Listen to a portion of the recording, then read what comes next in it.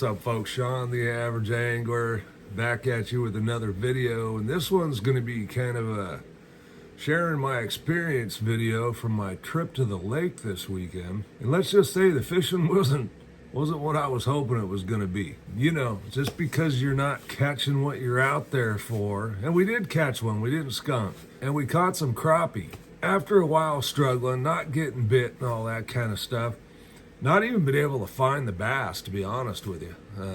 Forward-facing sonar, side imaging, down imaging, 2D sonar, just could not locate any fish, which typically means they're laying on the bottom and they're in a very negative mood. I could have probably thrown an A-rig and maybe, who knows, I didn't do it, so you're kind of left wondering. What I did do was spend some time on the graph, and hey, when they give you lemons, make lemonade.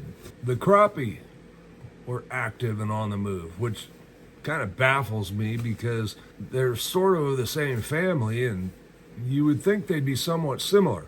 The crappie were in smaller schools and boy, they were on the move. So I took the time to get adjusted to my new trolling motor, that Minn Kota Quest, and man, it's an amazing one, I'll tell you. So quiet, so fast.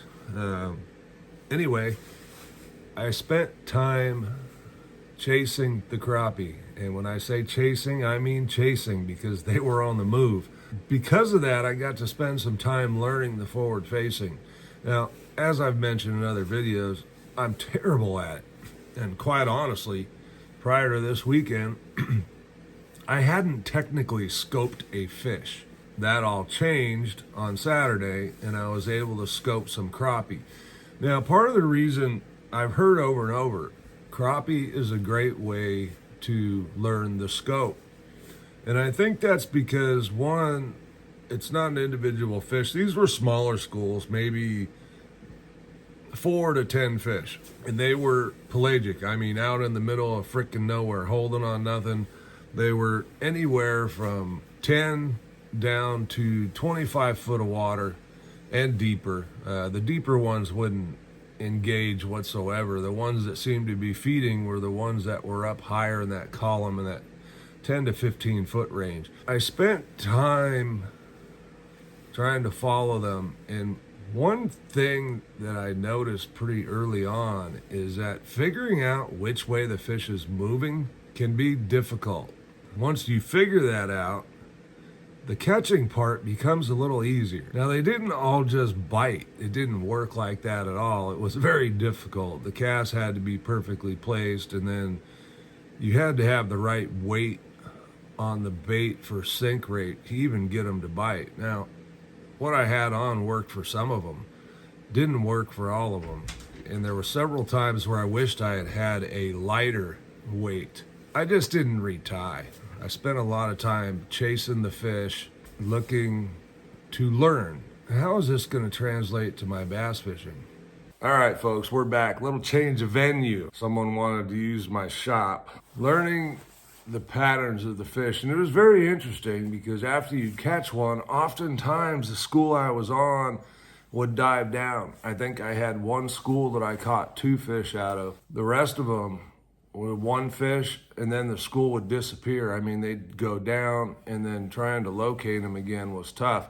The further they got away, the harder they were to see on the graph. Now, some of that could be adjustments. And I mean, I caught a crappie that big, you know. I should have weighed it.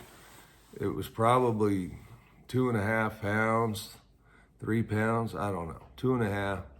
I got a little video clip of it, I think, as the camera kind of shut off. But sometimes when the fishing's not real good, we can maximize our time doing some other things. Why were the fish not in a better mood? We're on the full moon.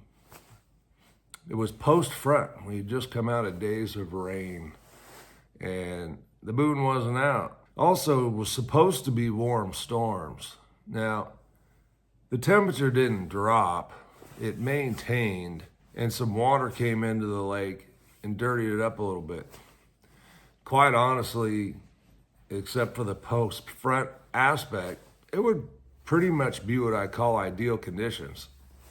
I would have loved for those conditions. I got to go out and flip. I went flipping because the water was up. It was in the tulies. It was a little bit dirty in those areas. But there just didn't seem to be any life whatsoever going on during the day. Now, I didn't get there until 10:30 because I was had some things in the morning to do, and I fished until 3:30. So not a long day by any means. It sure was a day of learning. And the scope is not the end all be all. I still like to fish my traditional styles of fishing. It does shorten that curve a bit. And it's gotten more affordable because there are brands out there like I think it's called Lowrance Eagle Eye or something. That's about $1,000.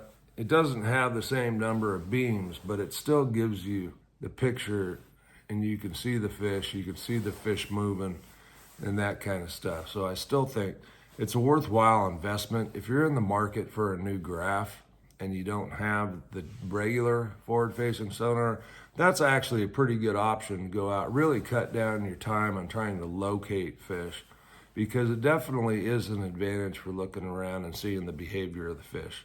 You can see, hey, maybe they're not there, which is pretty much what I saw when I was bass fishing for the day. I did end up catching one at the end of the day on a swim bait, just on a spot that I wasn't looking at with the graph. It's just a spot that I've caught some fish on, and I threw the little mega bass spark shad out there and got bit.